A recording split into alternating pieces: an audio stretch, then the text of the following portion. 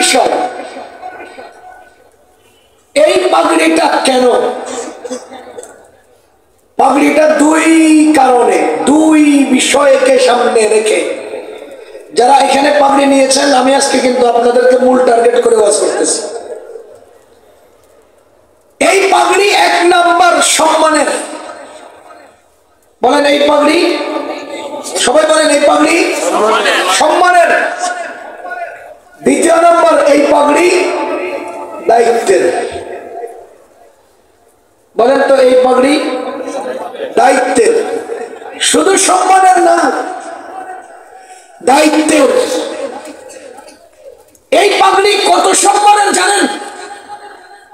আমি একটা উদাহরণ দিই। পাগড়িটার দাম কত? মৌদুমি সাহেব পাগড়ি কত দিয়ে কিনছেন এক একটা? 300, 350।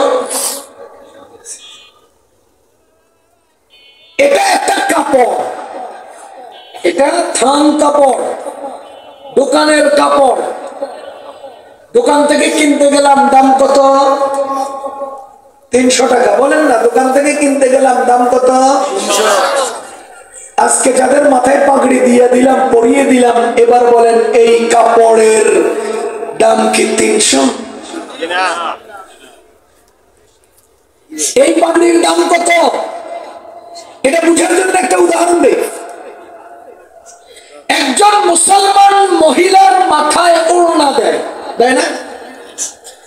এই ওড়নাটা কিনতে গেলে 200 টাকা।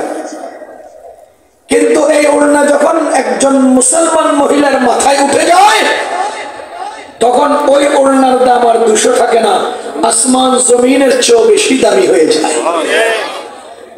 কোন মুসলমান মেয়ের মাথার ওড়না ধরে যদি কেউ টান দেয়, আগুন লাগবে কিনা? কথা বলেন তো। 200 টাকা দামের কাপড় একটা টান দিলে আগুন লাগবে কেন? কারণ এটা এখন আর 200 টাকার মধ্যে সীমাবদ্ধ নাই। এটা এখন সারা জাহানের মুসলমানের সতীত্বের সাথে, ইজ্জতের সাথে, আসমান আর জমিনের অস্তিত্বের সাথে সম্পর্ক।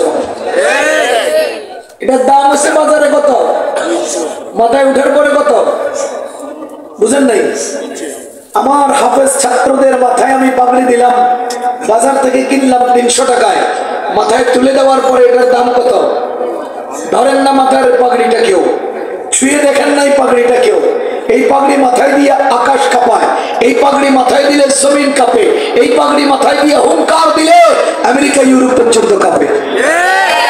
পাগড়ির